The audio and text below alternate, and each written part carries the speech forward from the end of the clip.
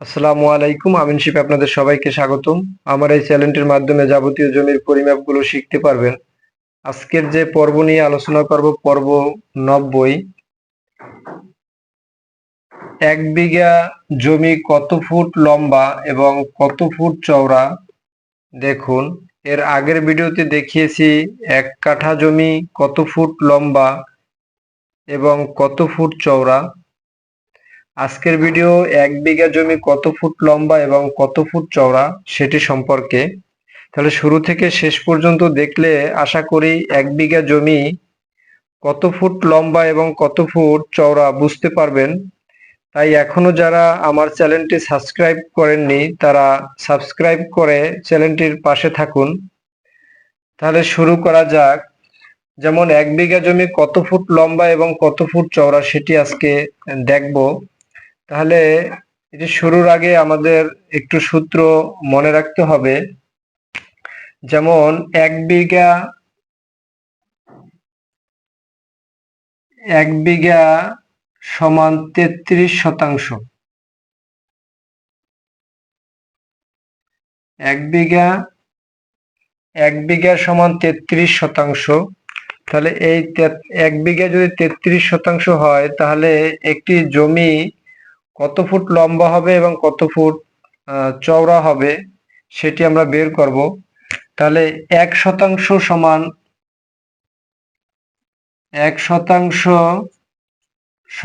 435.60 বর্গ ফুট। তাহলে এই কথা দুটি আমাদের অবশ্যই মনে রাখতে হবে যে 1 বিঘা সমান 33 শতাংশ, 33 শতাংশে 1 বিঘা, এবং 1 শতাংশ 435.60 বর্গফুট। আমরা যদি কত বর্গফুট জমি হয় সেটি যদি বের করতে যাই তাহলে 1 শতাংশ যদি বর্গফুটে বের করি, যেহেতু ফুট বলা আছে যে কত ফুট লম্বা এবং কত ফুট চওড়া, তাহলে যখনই ফুটে আমরা কনভার্ট করব তখনই আমার এই যে ফুটের যে সূত্র সেটি লাগবে।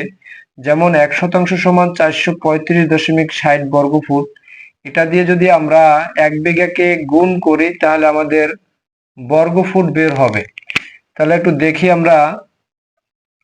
যেমন 435.60কে যদি আমরা গুণ করি 33 দিয়া, 33 শতাংশ, 33 দিয়ে আমরা যদি গুণ করি তাহলে দেখা যায় যে কত বর্গফুট বের হয় আমাদেরকে।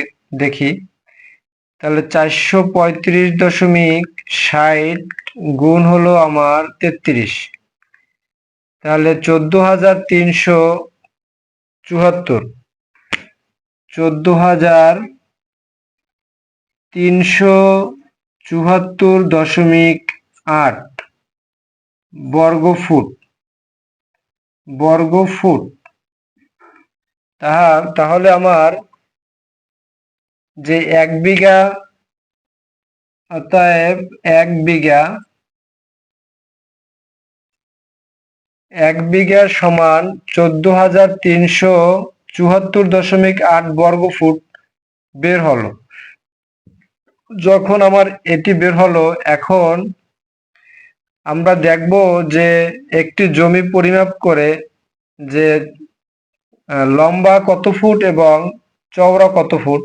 তাহলে এটি বের করার জন্য, এটি আমাদের একটি জমি, তাহলে এখান থেকে এ পর্যন্ত লম্বা কত ফুট হবে, আবার এখান থেকে এ পর্যন্ত চওড়া কত ফুট হবে সেটি আমরা বের করব। বের করার আগে আমরা আরেকটি কাজ করব, যেটির মাধ্যমে আমরা লম্বা এবং চওড়া দুটি মাপ একসাথে বের করতে পারবো। সেটি হলো, যেহেতু আমরা 1 বিঘা সমান 14,374.8 বর্গফুট বের করলাম, তাহলে এই বর্গফুটকে যদি আমরা রুট করি তাহলে আমাদের লম্বা এবং চওড়া দুই দিকের মাপ আমরা পেয়ে যাব। যেমন যদি আমরা রুট করি, ক্যালকুলেটর অপশনে আপনি এই যে বর্গফুটটা আমরা বের করলাম 14,374.8, এটিকে যদি আমরা রুট করি, ক্যালকুলেটর অপশনে রুট করলে আমরা যে রেজাল্ট আমাদের বের হবে, যেমন 119.895, তাহলে 119.895 বের হবে। এটা আমার বের হলো। এখন যদি আমরা এই জমিটির চতুর্দিকে 119 দশমিক, যেমন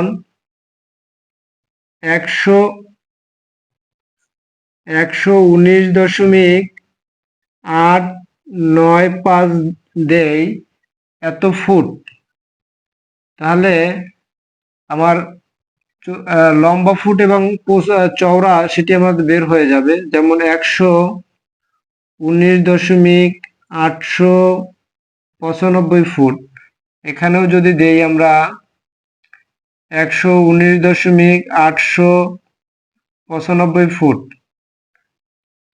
119.895 ফুট, তাহলে আমার এই জমিটির ভিতরে 1 বিঘা সমান 33 শতাংশ জমি আছে। 1 বিঘা জমি আছে, যদি চতুর্দিকে আমরা 119.895 ফুট দেই, তাহলে আমাদের 1 বিঘা জমি হয়। তাহলে আরেকটু সহজ করে যদি আমরা বের করি, তাহলে আরেকটু সহজ হবে।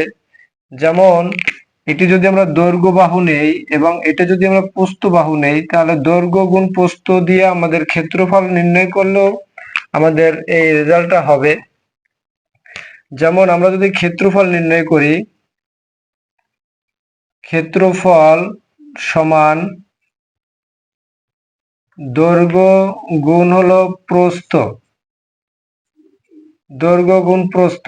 তাহলে আমরা দৈর্ঘ্য যদি ধরি, যেহেতু চতুর্দিকেই সমান, আমরা দুটিকে একটিকে দৈর্ঘ্য ধরবো 119.895 গুণ হলো 119.895।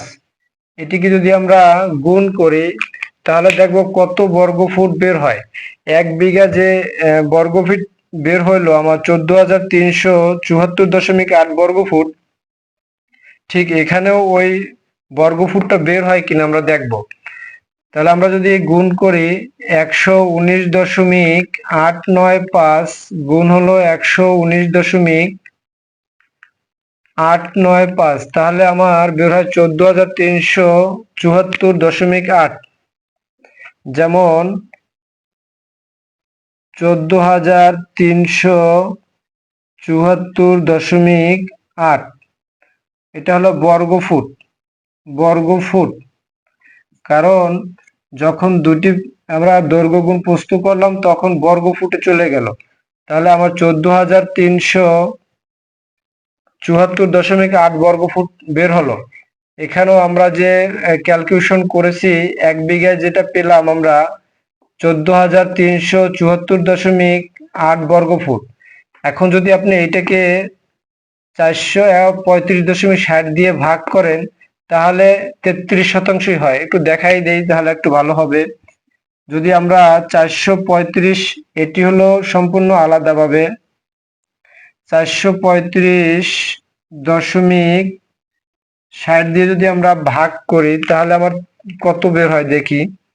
এটাকে যদি আমরা 14,374.8কে যদি ভাগ করি 435.60 দিয়া, তাহলে 33 শতাংশ বের হয়। যেমন 33 শতাংশ, তাহলে 1 বিঘা সমান 33 শতাংশ। যেহেতু 1 বিঘা সমান 33 শতাংশ, আমার এখানেও রেজাল্ট মিলে গেল। আবার আমরা যেহেতু এখানে বের করলাম যে 1 বিঘায় 14,374.8 বর্গ ফুট, এখানেও আমার বর্গ ফুটটা বের হলো 14,374.8 বর্গ ফুট। তাহলে এই নিয়মে যদি আপনারা বের করেন, তাহলে অবশ্যই সঠিকভাবে বের করা সম্ভব। এই ছিল আজকের ভিডিও। আশা করি ভিডিওটি আপনাদের কাছে ভালো লেগেছে। সবাইকে ধন্যবাদ।